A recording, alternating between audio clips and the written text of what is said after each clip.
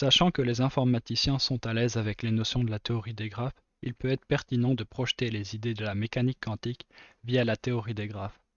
Soit un système déterministe classique. Son état peut être représenté par un vecteur, soit x. On a donc le graphe suivant. Seulement, on ne s'intéresse pas uniquement à l'état d'un système, mais aussi à la façon dont il évolue, soit la dynamique du système.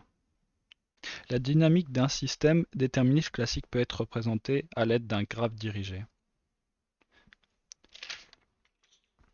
On a alors m fois x est égal à y, où m est la matrice d'adjacence du graphe, et x l'état du système.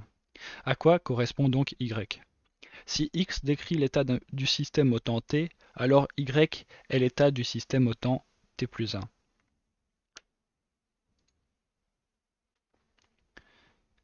Ici, il faut vous imaginer des sommets, et à chaque sommet, on attribue quelques billes.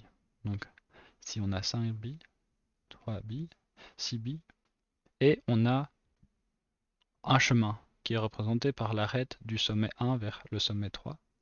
On a un chemin entre 1 et 3. Ici, 3 est un chemin vers lui-même.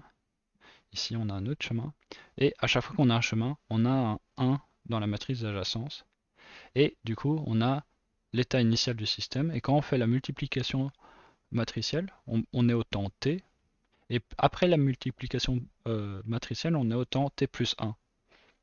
Et donc, on a ici, sur chaque sommet, on a 5, 6 et 3.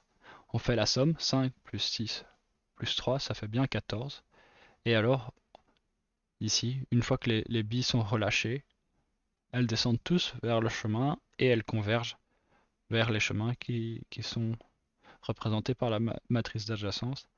Et ici, on aura, comme il n'y a aucun chemin qui va vers 1 ou 2, eh ben, on aura 0 et 0 et tout. Comme il n'y a que les deux chemins qui vont vers 3, ben, ici, on a la somme et 14 billes. On n'a perdu aucune bille en chemin et aucune bille ne s'est créée. Et voilà. Mais plus généralement, on a ici la matrice M, la matrice d'adjacence, exposant K à l'index IJ est égal à 1 si et seulement si il existe un chemin de longueur K de J à I.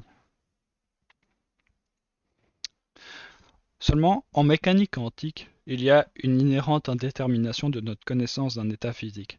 Cela veut tout simplement dire que les lois gouvernant l'évolution d'un système sont donc données en décrivant comment les états transitent de l'un à l'autre avec une certaine probabilité. On passe alors d'un système déterministe classique à un système probabilistique. Soit un tel système. L'état d'un élément du système peut être représenté par un vecteur, soit x. Par exemple, x est égal à 1 sur 5, 3 sur 10, 1 demi. Et on voit que ici, la somme des entrées de ce vecteur est égale à 1. Parce que la bille, enfin l'élément est obligé d'être dans le système. Bien évidemment, on aura alors une dynamique différente des systèmes déterministes classiques.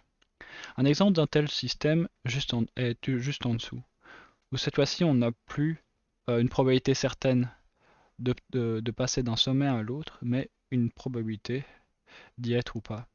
Tous les chemins sortants, ici, de 0, si on fait leur somme de leur probabilité, on obtient 1 à chaque fois, parce que l'élément passe d'un état à un autre, d'un sommet à un autre, avec une probabilité certaine.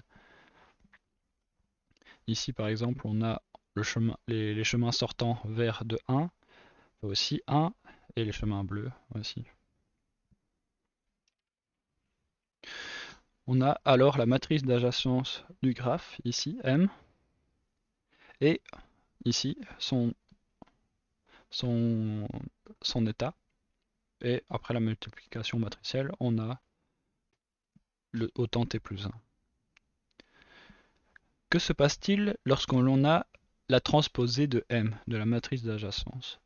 Cela correspond au même graphe dirigé, mais avec les directions inversées. Cela veut dire que l'on remonte à un état intérieur au système.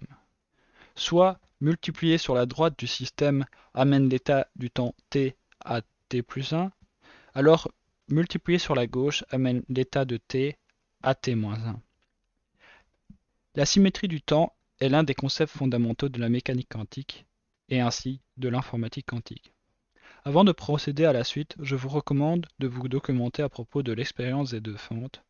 Dans la description, je partagerai une vidéo de Science étonnante qui a bien détaillé les tenants et aboutissants de l'expérience.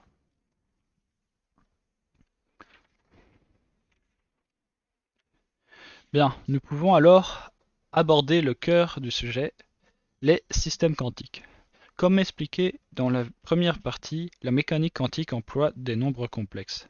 Un poids n'est pas donné par un réel P entre 0 et 1, mais plutôt par un nombre complexe C tel que le modulus au carré est un réel entre 0 et 1. Mais alors, pourquoi cette différence?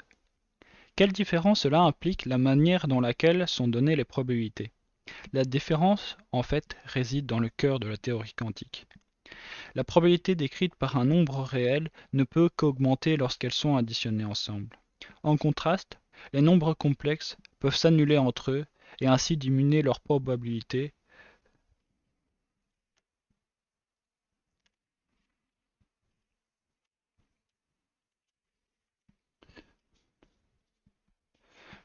Le fait que les nombres complexes peuvent s'annuler l'un l'autre lorsqu'ils sont additionnés a une réelle signification physique, bien définie en mécanique quantique, plus communément définie comme étant des interférences, un concept fondamental en théorie quantique.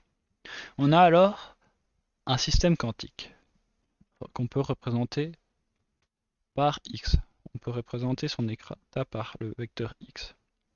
Où ici, la somme des entrées n'est plus égale à 1, comme pour un système probabilistique, mais que la somme des modules au carré des entrées soit égale à 1, soit par exemple ici, ce vecteur-ci.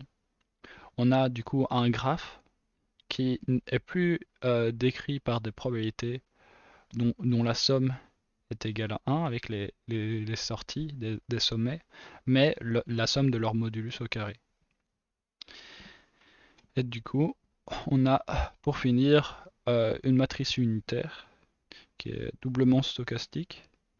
Et ici, on a le vecteur x qui décrit son état et lorsqu'on fait la multiplication matricielle, on passe d'un état à un autre. Voilà. Il faut aussi préciser que la mécanique quantique peut aussi assembler plusieurs systèmes pour n'en former qu'un seul. Il faut alors effectuer tout simplement un produit tenseur entre les vecteurs d'état du système, ainsi qu'un produit tenseur entre les matrices d'adjacence des systèmes, comme vu dans la première partie.